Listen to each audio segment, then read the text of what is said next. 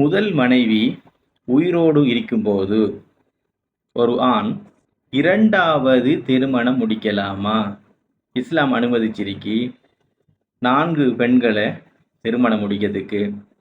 அப்போ முதல் மனைவி உயிரோடு இருக்கக்குள்ள இரண்டாவது பெண்ணை திருமணம் முடிக்கலாமான்ற வாத பிரதிவாதங்கள் என்ன செய்துச்சுன்னா, இன்றைக்கு நேற்று இல்லை, 1400 வருட காலமாக இருந்து தான் பெறுது.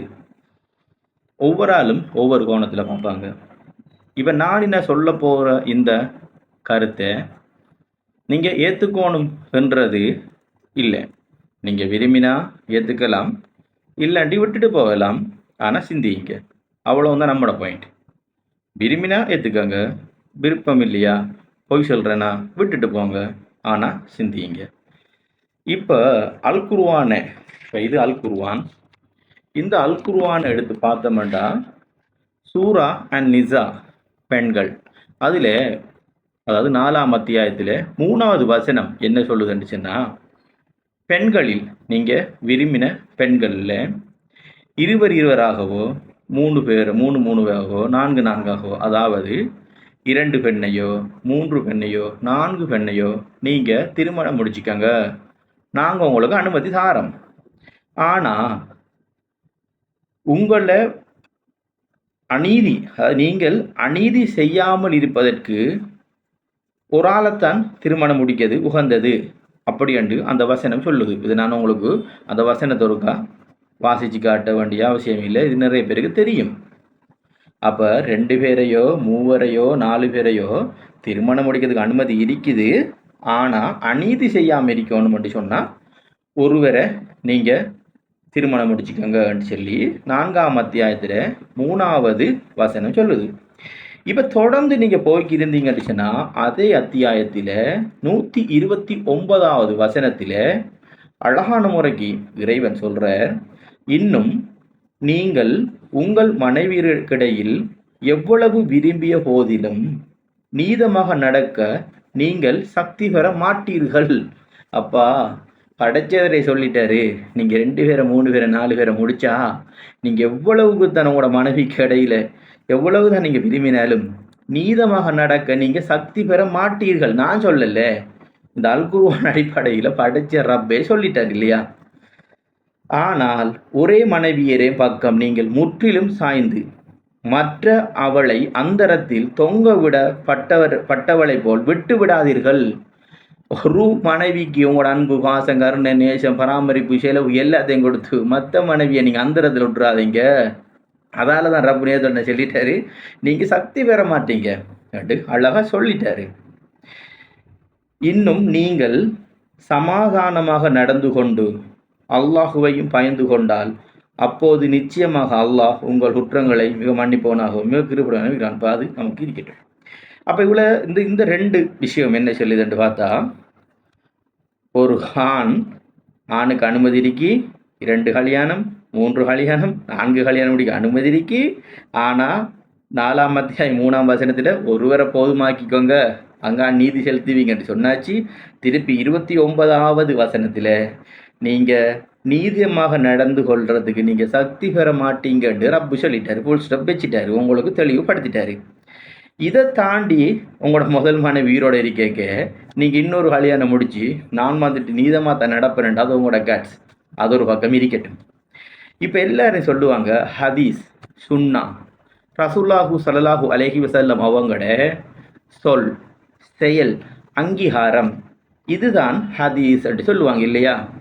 இப்போ நாம் ரசூலுல்லாஹி ஸல்லல்லாஹு அலைஹி வஸல்லம் அவங்க வாழ்க்கை வழிமுறைக்கு வருவோமே, அவங்க சுமார் 25 வருடம் கண்மணி நாயகம் ஹதீஜா ரலியல்லாஹு அன்ஹா அவங்கள திருமணம் செஞ்சு 25 வருடம் மறுமணம் முடிக்கவே இல்லை. முதலாவது சுன்னா, இதான் முதலாவது சுன்னா அவங்களோட செயல். அவங்க முதல் மனைவி ஹதீஜா நாயகி இருக்க 2வது கல்யாணம் முடிக்கவே இல்லை. ஹதீஜா நாயகி மரணிச்சு வஃபாத்தானதுக்கு பிறகுதான் அவங்க 2வது 3வது கல்யாணங்களை தொடர்ந்து முடிக்காங்க. அது அவங்க தன்னோட பாலியல் தேவையை பூர்த்தி செய்கிறதுக்கு முடிக்கலை. அப்படி முடிக்க போயிருந்தா ரசூலா அழகான முறைக்கு இளம் பொம்பளை பிள்ளையெல்லாம் சின்ன வயசு பிள்ளையெல்லாம் அழகான பிள்ளையெல்லாம் முடிச்சிருக்கலாம். ஆனால் ரசூலுல்லாஹி ஸல்லல்லாஹு அலைஹி வஸல்லம் என்ன செய்கிறாங்க? விதவை பெண்களை, வயசு கூடினாக்களை, விதவை பெண்களை தான் முடிக்காங்க. ஏன்னா நான் பாதுகாப்பு வழங்குறேன் இதுக்கு. இப்போ நிறைய பேரை விரஜனை இருந்துச்சுன்னா திருமணத்தையும் செக்ஸையும் கொண்டு போய் ஒண்டாக்கி விட்டுருவாங்க. இது வேற செக்ஷன். திருமணம்ன்றது வேற, செக்ஸ்ன்றது வேற. அதால தான் அந்த காலத்திலே எல்லாம் என்ன செஞ்சாங்கட்டுச்சுன்னா சின்ன வயதிலேயே திருமணத்தை முடிச்சுக்கிட்டாங்க. இப்போ நாம் இந்த ஏஐ உலகத்தில் இருக்கோம். அந்த காலத்தில் பார்த்தோம்டா முப்பாட்டுக்கெல்லாம் போன மாட்டேன். 1400 வருடத்துக்கெல்லாம் போக தேவையில்லை. ஜஸ்ட் ஒரு 200 வருடத்துக்கு முன்னுக்கு போனோம்டா இந்தியாவில் மாபெரும் தலைவர் மகாத்மா காந்தி கூட சின்ன வயசில் கல்யாணம் முடிச்சாரு. ஏன்னா திருமணம் வேறு, இருமண இணைவு. திருமணம்ன்றது செக்ஸ்ன்றது வேறு. அதில் விளக்கம் தேவையேண்டா இன்னொரு குடியில் ஓடிவேன், இதுக்கு தேவையில்லை.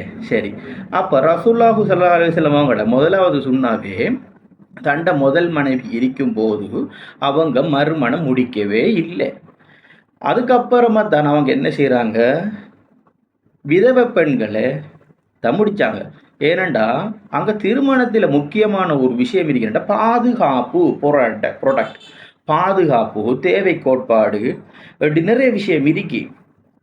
அப்போ இவ்விடத்தை இருக்க நீங்கள் இதை ஏற்றுக்கலன்னு நான் சொல்லலை. இதை உங்களுக்கு விரும்பினா நீங்கள் ஏற்றுக்காங்க, விரும்பாட்டு விட்டுக்காங்க, அது வேறு விஷயம். அப்போ ரப்பு வந்துக்கிட்டு படைச்ச ஒரு அல்குருவான செயல்கிட்ட நீங்கள் உங்களுக்கு அனுமதி தந்திருக்கேன், ஆனால் நீங்கள் ஒன்றை போதுமாக்கிங்க அப்படி சொல்லி திருப்பி சொல்கிறார் நீங்கள் நீதி செலுத்த மாட்டீங்க அப்படி நான் சொல்லலை, இறைவனே சொல்கிறார். ரசூலுல்லாஹி ஸல்லல்லாஹு அலைஹி வஸல்லம் அவங்களோட வாழ்க்கை வழிமுறை பார்த்தோம் அப்படி சொன்னால் அவங்க முதல் மனைவி ஹைஜநாயகி இருக்கும்போது அவங்க மறுமணம் முடிக்கலை. ஆகவே நீங்கள் முடிவெடுத்துக்கங்க, முதல் மனைவி இருக்கும்போது மறுமணம் முடிக்கதா இல்லையா என்று.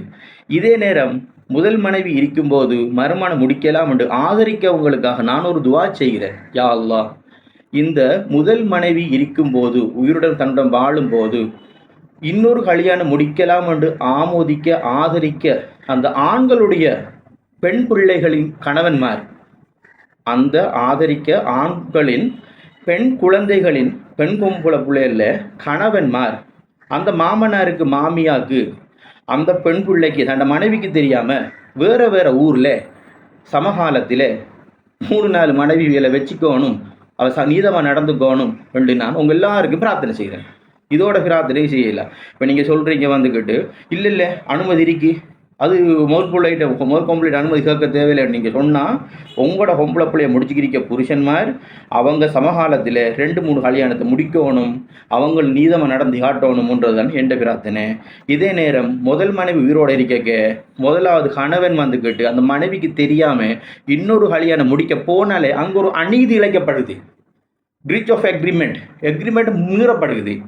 கல்யாணத்தில் எக்ரிமெண்ட்டை மீறி மனைவியோட மனதை நோகாடிச்சு பற்ற வச்சு அங்கே இருக்க பிள்ளைகளில் குடும்பத்தையெல்லாம் சின்ன பின்னமாக்கி ஒரு முடிவெடுத்துக்கு போகிறாருன்னு சொன்னால் நீங்கள் முடிவெடுத்துக்கங்க.